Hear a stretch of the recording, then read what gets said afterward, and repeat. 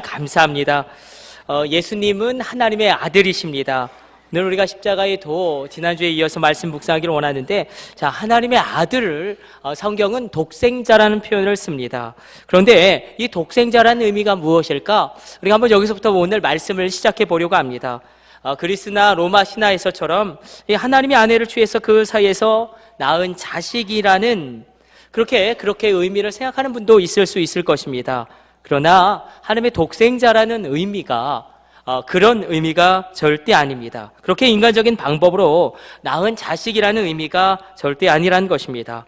하나님의 아들을 뜻하는 것을 가장 정확하게 설명해 주는 말이 바로 하나님의 독생자라는 단어인데, 요한복음 1장 14절로 이렇게 기록되고 있습니다. 잘 들어보십시오.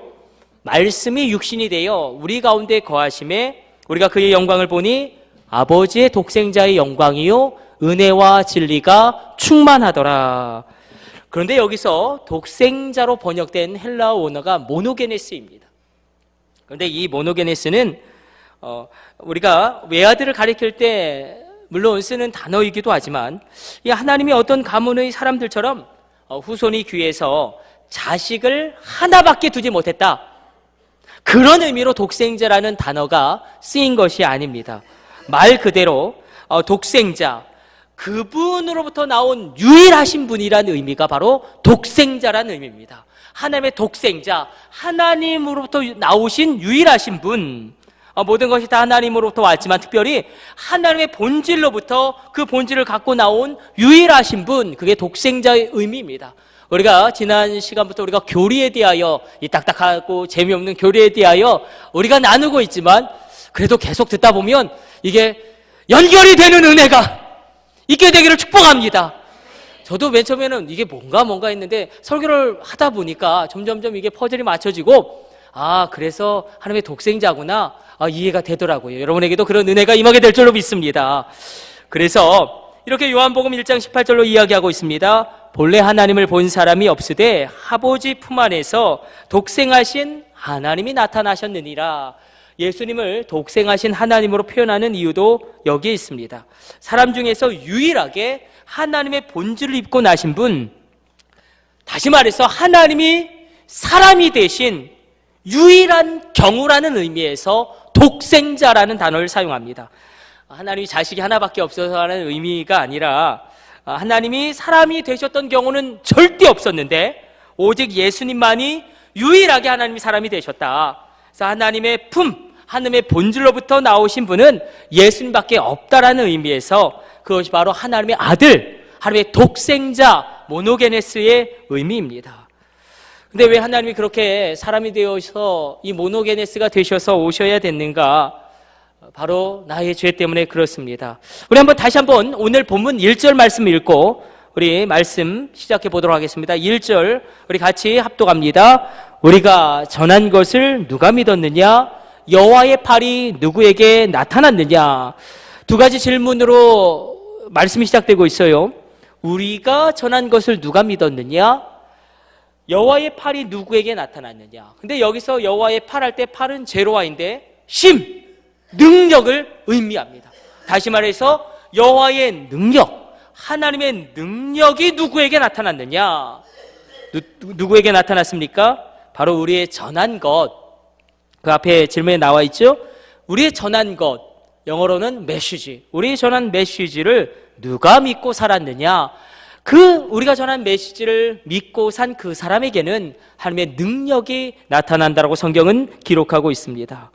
그렇다면 이 하나님의 능력이 나타나려면 우리가 도대체 어떤 하나님의 메시지를 붙잡고 살아야 할까? 하나님의 능력을 이 땅 가운데 끌어내리는 하늘문을 여는 그 하나님의 메시지, 그것이 무엇인가? 그것이 바로 십자가의 도입니다. 고린도전서 1장 18절의 말씀 그대로 십자가의 도가 멸망받는 자들에게는 미련한 것이로되 구원을 받는 우리에게는 하나님의 능력이 됩니다. 이 십자가의 도, NIV 영어 성경으로는 The Message of the Cross, 십자가의 메시지. 그래서 우리에게 고민이 생기죠. 그럼 도대체 어떻게 살아야 저 십자가의 메시지대로 우리가 사는 것이냐? 어떻게 살아야지? 어떻게 그 말씀, 그 메시지를 믿고 살아야지 그 능력이, 하나님의 능력이 나에게 임하는 것이냐? 바로 그것을 나타내 보여주는 게 오늘 본문 53장 고난받는 종의 노래이고, 또 그것을 나타내 보여주는 것이 바로 이 마태복음 16장 24절의 말씀입니다. 우리가 지난주에 두 가지 큰 기둥 가운데 한 가지를 딱 붙잡았어요. 그것이 무엇입니까? 십자가의 메시지가 무엇입니까? 회개하고 예수를 믿으라. 회개하고 너의 삶을 변화시켜라. 그리고 정말로 회개하고 말씀 가운데 급진적으로 그 삶을 변화시켜 나가라. 우리 가운데 이 회개하고 예수를 믿게 되어지는 그런 놀라운 은혜의 역사가 특별히 우리 가정 가운데 임하게 되기를 주님의 이름으로 축복합니다. 두 번째, 우리가 오늘 붙잡기를 원하려는 것은 바로 마태복음 16장 24절에 드러나고 있습니다. 마태복음 16장 24절은 이렇게 쓰여지고 있습니다. 잘 들어보십시오. 누구든지 나를 따라오려거든 자기를 부인하고 자기 십자가를 지고 나를 따를 것이니라. 십자가의 도, 그 십자가의 메시지가 무엇이냐면 바로 우리 각자에게 십자가가 있다라는 것입니다. 우리 각자에게도 십자가가 있다라는 것입니다. 그래서 바로 자기의 십자가를 지고 십자가 지신 주님을 따라가는 것입니다. 또 오늘 마태복음 우리가 읽진 않았지만 16장 24절 보니까 자기를 부인하고, 이게 바로 회개의 영성입니다. 자기를 부인하고 자기 십자가를 지고 십자가 지신 주님을 따라가는 것. 우리 한번 이렇게 믿음으로 옆 사람과 인사해 봅시다. 한번 이렇게 인사해 봅시다. 내게도 십자가가 있습니다. 예수님만 십자가가 있는 게 아니라 내게도 십자가가 있습니다. 우리 한번 다시 한번 복음 중에 복음, 그 핵심을 한번 다시 한번 간략하게 나눠보기를 원합니다. 내가 왜 구원받았을까요? 도대체 내가 왜 하나님 앞에 의로운 자라 그런 칭함을 받게 되었습니까? 내가 왜 하나님 앞에서 그렇게 하나님의 자녀로 높임받게 되었습니까? 그것은 다른 것이 아니라 내가 한 일 때문에 그런 것이 아니라 바로 예수님이 십자가에서 나를 위해서 해주신 일 때문에 그렇게 우리가 구원을 받고 하나님의 의로운 자라 칭함을 얻게 되는 것입니다. 이게 구원의 확신이지 않겠습니까? 그래서 우리 가운데 중요한 것은 하나님이 나를 받아들였다라는 것을 내가 받아들이는 것, 이것이 얼마나 중요한지 모릅니다. 내가 한 일 때문에 구원받는 것이 아닙니다. 예수님 십자가에서 나를 위해 해주신 그 일 때문에 내가 구원받음을 믿는 것입니다. 이것을 인정하는 것입니다. 이것을 입술을 열어 시인하고 고백하며 예수님이 나의 구원자라고 나의 하나님이라고 마음의 확신을 가지고 외치는 것입니다. 따라서 구원의 확신은 우리가 이렇게도 바꾸어서 표현할 수 있을 것입니다. 나는 할 수 없지만 하나님은 하실 수 있습니다. 우리 한번 믿음으로 고백해 봅시다. 저를 따라서 고백합니다. 나는 할 수 없지만 하나님은 하실 수 있다. 그래서 우리가 이 믿음을 가지고 이 사순절, 이 고난주간을 우리가 견뎌내기를 원합니다. 그런데 우리 가운데 굉장히 중요한 질문이 하나 있습니다. 왜 예수님은 나의 구원을 위해서 왜 그토록 처참하게 피를 흘리면서 돌아가셔야만 했는가? 이 질문에 대한 답이 우리 가운데 있어야 합니다. 공자나 맹자처럼 아니면 석가모니처럼 아주 고상하게 아름답게 그 죽음을 맞이하면 안 됐는가? 왜 그렇게 비참하게 돌아가셔야지만 내가 구원을 얻게 되는가? 여러분, 이 질문에 대한 정확한 답변을 가지고 계셔야 합니다. 그래야지만 이 십자가가 피상적으로 추상적으로 책에서만 보는 그런 신화적인 십자가가 아니요, 정말로 내 앞에 인격적으로 나를 위해 서 있는 십자가로 내가 만나게 되기 때문에 그렇습니다. 왜 예수님이 그토록 고난을 받으셔야 했는가? 왜 그토록 처참하게 돌아가셔야만 했는가? 레기는 이것을 이렇게 이야기하고 있습니다. 일단 하나님이 우리를 구원하시죠. 근데 하나님이 정한 구원의 방법이 있습니다. 우리 인간의 머리로 납득이 안 가더라도, 우리의 이성으로 수긍이 가지 않더라도 하나님이 정하신 구원의 방법이 무엇이냐면 바로 피가 죄를 속한다라는 것입니다. 왜 그럴까요? 레위기 17장 11절은 이렇게 기록하고 있습니다. 육체의 생명이 피에 있음이라. 내가 이 피를 너희에게 주어 단에 뿌려 너희의 생명을 위하여 속하게 하였나니 생명이 피에 있으므로 피가 죄를 속하느니라. 그래서 구약시대에는 막 양을 잡고 비둘기를 잡고 지금도 사마리아에서는 유월절을 지킵니다. 그럼 막 그 사마리아에서요, 그 유월절에 아주 그냥 양 잡기 때문에 그 비린내가 진동을 합니다. 아니, 왜 그렇게 해야 되는가? 하나님이 그렇게 정하셨어요. 피가 죄를 속한다. 왜냐하면 성경은 이렇게 하나님이 친히 말씀하십니다. 피는 생명을 상징하기 때문에, 피는 생명이기 때문에 생명을 구원할 수 있는 것은 생명밖에 없기 때문에, 사망을 철회하는 것은 생명밖에 없기 때문에 이 피가 죄를 속한다라고 성경은 이야기하고 있습니다. 그래서 창세기로부터 요한계시록까지 이 성경 66권에는 정말로 끔찍하지만 피의 강이 흐릅니다. 성경 자체가 중요하게 가르치고 있는 것은 피가 죄를 속한다라는 것입니다. 히브리서 9장 22절에도 피 흘림이 없은즉 사함이 없느니라 기록되고 있습니다. 그래서 이 피의 권세, 베드로전서 1장 18절 19절로 너희가 알거니와 너희 조상의 망령된 유전내 그런 행치를 해서 구속받은 것은 은이나 금같이 없어질 보배로 된 것이 아니요 오직 흠없고 점없는 어린 양 같은 보배로운 그리스도의 피로 된 것이니라 선언합니다. 에베소서 2장 13절은 이렇게 표현해요. 이제는 전에 멀리 있던 너희가 그리스도 예수 안에서 그리스도의 피로 말미암아 하나님과 가까워졌느니라. 이 가까워졌다, 원어 그대로 직역하면 하나님과 평화하게 되었다라는 것입니다. 여러분, 이 피에 놀라운 권세가 있습니다. 주의 보혈에는 능력이 있다라는 것입니다. 그래서 우리가 한번 처음인 것처럼 다시금 골고다 언덕으로 올라가 보십시다. 우리가 저 처음인 것처럼 저 둔탁한 십자가의 나뭇결을 내 손끝으로 한번 만져보십시다. 저 주님이 고통하시는 그 신음소리를 정말로 그 숨죽이며 내가 들어보기를 원합니다. 정말 예수의 머리 관잔노를 누르는 그 가시면류에서 떨어지는 그 피를 내 손으로 한번 만져보는 그런 십자가의 인격적인 체험이 이 고난중한 우리 가운데 있게 되기를 간절히 바라고 원합니다. 왜 많은 이슬람 교도들이 충격을 받냐면, 지금 놀랍게도 여러분 이 중동 지역의 시리아라든지 많은 나라들이 어려움을 겪고 있지 않습니까? 근데 많은 사람들이 예수님을 믿고 이 구원을 받는 그런 일들이 일어나고 있습니다. 정말 선교사님들이 증언하고 있잖아요. 이 무슬림들 정말로 꿈쩍도 안 했던 이 사람들이, 또 이 사람들이 오일머니가 있어서 굉장히 잘 살았고, 또 우리는 제국의 후예다, 막 이런 자부심이 있었기 때문에 정말로 이 예수님에 대해서 전혀 콧방귀도 끼지 않았던 사람들이 그런 극심한 환난의 상황 가운데 충격을 받은 거예요. 아니, 예수님이 왜 그렇게 십자가에서 처절하게 고통을 받고 돌아가셔야만 했는가? 알라는 그렇게 돌아가지 않았는데, 마호메트는 그렇게 피를 흘리지 않았는데, 그래서 이 사람들이 십자가를 이야기를 들으면서 충격을 받는 것입니다. 도대체 신이 왜, 하나님이 왜 저렇게 고난을 받고 저렇게 처참하게 죽어야 하는가? 우리가 정말로 십자가에 너무 익숙해진 것이 아닙니까? 우리가 다시 한번 처음인 것처럼 저 골고다로 올라가십시다.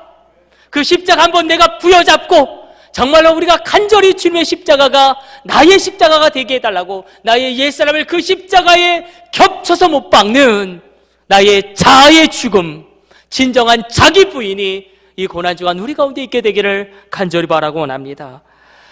주님의 고난은 너무나 큰 것이었습니다. 예수님 십자가에 달리시기 전에 채찍으로 맞으셨는데, 당시의 채찍은 세 가닥으로 나 있었습니다. 그런데 그 세 가닥으로 난 그 채찍의 갈래에는 동물 조각, 이 동물의 뼈 조각과 새 조각이 계속 이렇게 붙어 있기 때문에 이 채찍은 채찍을 맞는 사람의 몸을 한번 휘감으면서 그 쇠 조각과 동물의 뼈 조각이 이 채찍 맞는 사람의 살을 뜯어냅니다. 그래서 보통 채찍 40대를 맞으면 사람이 죽었습니다. 굉장히 극심한 형벌입니다. 왜 주님이 그토록 고난을 받으셨는가? 바로 나의 사지 육체로 지은 죄를 깨끗게 하기 위함입니다. 정말로 축복하기는 십자가가 여러분과 연관되어지기를 축원합니다.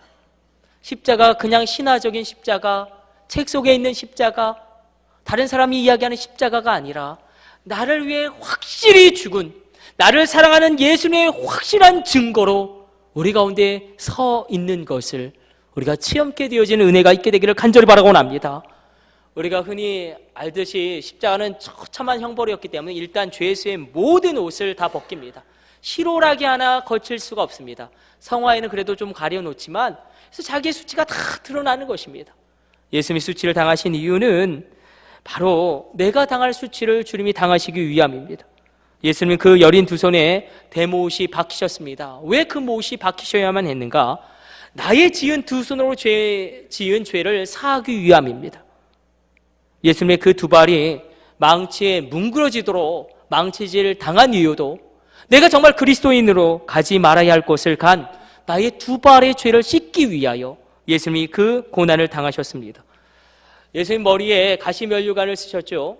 이 근동의 가시는 굉장히 날카롭고 예리합니다. 그런데 이 가시관, 이 가시면류관의 고통은 다른 것이 아니라 피와 물이 머리로부터 흘러내리기 때문에 정말로 이 가시면류관을 쓰는 순간부터 머리가 터질 듯한 두통에 시달려야 합니다. 왜 주님이 그런 고난을 당하셨는가? 바로 내 머리로 지은 모든 죄를 하나님의 심판으로부터 구원하기 위함입니다. 정말로 이 십자가가 추상적으로 다가가는 것이 아니라 나를 위한 십자가로 여러분이 만나게 되기를 다시금 간절히 바라고 원합니다. 그런데 여러분 저를 보세요. 십자가의 고통의 크기보다 중요한 것은 십자가의 의미입니다. 십자가의 고통의 크기보다 더 중요하고 우리가 붙잡아야 될 것이 십자가의 의미입니다. 그러나 그 채찍질과 옷 벗기심, 수치심, 가시면류관, 갈대와 홀, 이 조롱과 침뱉으심, 그 여린 육체를 짓뭉개는 목과 망치질, 너무나 고통스러워서 예수님이 이렇게 외치시지 않습니까? 엘리엘리 라마 사박다니, 하나님 하나님 나의 하나님 어찌하여 나를 버리시나이까? 근데 혹시 우리가 우리의 죄 용서를, 우리가 죄를 용서받는 것을 너무 쉽게 생각하고 있는 것은 아닌가? 우리가 이 고난주간 되짚어 보기를 원합니다. 십자가는 그야말로 엄청난 대가를 치르신 하나님의 능력이라는 것입니다. 이 십자가의 도, 이 십자가의 메시지, 이 십자가가 내게도 있습니다. 그런데 그 십자가를 내가 짊어질 때에, 그 십자가를 내가 감당할 때에 그 십자가로 말미암아 나의 신앙을 유지할 수 있고 나의 믿음을 지킬 수 있다라는 것입니다. 이 십자가의 메시지, 이 십자가의 도에 눈 뜨시기를 축복합니다. 십자가가 있어요. 우리가 너무 많이 나눠봤지만 이 정근모 박사님이라고 우리나라가 낳은 천재 중에 천재가 아닙니까? 경기고등학교 최단에 졸업하시고 26살에 교수가 되었어요. 원자공학 교수가 되어서 이 카이스트를 설립하시고 이분 장관도 역임하시고 이분 대단하시죠. 근데 이분에게 돌연 인생에 문제가 하나 생겼습니다. 아이가 하나 태어났는데 이게 심각한 장애를 가지고 있는 것입니다. 그분에게 아픔이 있는 거예요. 가시가 있는 것입니다. 그 장애를 가진 아이가 태어났을 때에 솔직히 이 정근모 장로님이 마음 가운데 그런 답답함이 있었답니다. 그 아들을 볼 때마다 야, 내 인생이 100점인데 너만 아니면 내 인생은 정말 100점인데 네가 내 인생의 오게티다. 나는 완벽한데 너 때문에 내 인생이 티가 생기는구나. 그래서 그 아들을 볼 때마다 우울해지고요, 그 장애를 가진 아들을 볼 때마다 화가 치밀어 오르고 그 아들을 볼 때마다 하나님께 원망하셨답니다. 그럼 주일날 예배를 드리는데 그날따라 목사님 설교가 전혀 귀에 들어오지 않는데, 그런데 느닷없이 갑자기 하나님의 음성이 귓전을 정말 벼락같이 때리는데 뭐라고 하나님 말씀하시냐면, 너는 왜 너희 아들로 인하여 감사하지 않느냐? 교만한 너의 아들이 아니었으면 내 앞에 무릎을 꿇고 기도라도 하겠느냐? 교만한 너의 아들이 아니었다면 네가 기도하고 장로라도 될 수 있었겠느냐? 아들로 인하여 너는 감사하거라. 근데 이 말씀을 들을 때에 이 10년 가운데 쿵 눌렸던 무언가가 뻥 터지면서 자유하셨답니다. 이 정청병적 같은 큰 소리가 들리는데 자기도 모르게 울음이 폭포수처럼 터져 나오면서 그동안 자기 심령 가운데 꽉 눌려있던 무언가가 펑 터지면서, 그렇지, 야, 내가 너 때문에 천국 가게 되는구나. 내가 너 때문에, 교만한 내가 그래도 교회를 다니고 그래도 하나님 앞에 겸손하게 무릎을 꿇게 되는구나. 이분에게 십자가는 이분의 자녀였던 것입니다. 그러나 그 자녀 때문에 하나님 앞에 무릎 꿇고 눈물을 흘리며 하나님 앞에 뒹굴면서 그 믿음을 지키고 하나님 앞에 겸손한 자로 서게 되었다는 것입니다. 십자가의 도, 십자가의 메시지가 이것입니다. 내게 있는 십자가는 나의 약함이 아니라 하나님의 능력이 됩니다. 내게 있는 십자가는 원망할 것이 아니요 슬퍼할 것이 아니요 우리는 알 수 없으되, 십자가 저도 짊어지기 싫습니다. 여러분들 가운데 십자가 짊어지고 싶은 사람이 누가 있겠습니까? 그러나 그 십자가로 말미암아 우리가 예수를 믿게 될 뿐만 아니라 하나님께 나아가게 되어지는 이 십자가의 도, 이 십자가의 메시지, 우리가 다시금 이 고난주간에 붙잡기를 원합니다. 내가 낮아지고 멸시받을 때 그 십자가 붙잡고 나아가면 부활의 영광의 아침이 오게 되는 것입니다. 오늘 예수님이 십자가 묵묵히 감당하십니다. 이렇게 기록되고 있어요. 우리 5절과 6절 다시 한번 읽어보도록 하겠습니다. 같이 합독합니다. 그가 찔림은 우리의 허물 때문이요 그가 상함은 우리의 죄악 때문이라. 그가 징계를 받음으로 우리는 평화를 누리고 그가 채찍에 맞음으로 우리는 남을 받았도다. 우리는 다 양 같아서 그릇 행하여 각기 제 길로 갔거늘 여호와께서는 우리 모두의 죄악을 그에게 담당시키셨도다. 예수는 묵묵히 십자가를 담당하십니다. 이것은 마치 대접을 받지 못하면서도 한 가정의 어머니라는 십자가를 묵묵히 지고 계신 여러분들의 삶과도 똑같습니다. 우리가 이 어려움을 겪는다고 할지라도 십자가의 도, 그 십자가의 메시지를 이해하고 깨닫고 붙잡으면 우리가 기뻐할 수 있습니다. 십자가는 하나님의 능력입니다. 여러분, 한번 눈을 감아봅시다. 내게 있는 십자가 뭘까요? 한번 우리 곰곰이 생각해 보길 원합니다. 우리가 너무 분주하고 이것저것 너무 많이 바라보다가 우리의 초점이 흐려진 것은 아닙니까? 우리 잃어버렸던 초점을 다시금 예수의 십자가에 집중시키는 이 고난주간, 우리가 다시금 십자가의 도, 이 십자가의 메시지를 붙잡고 우리 하나님의 능력을 체험하기를 원합니다.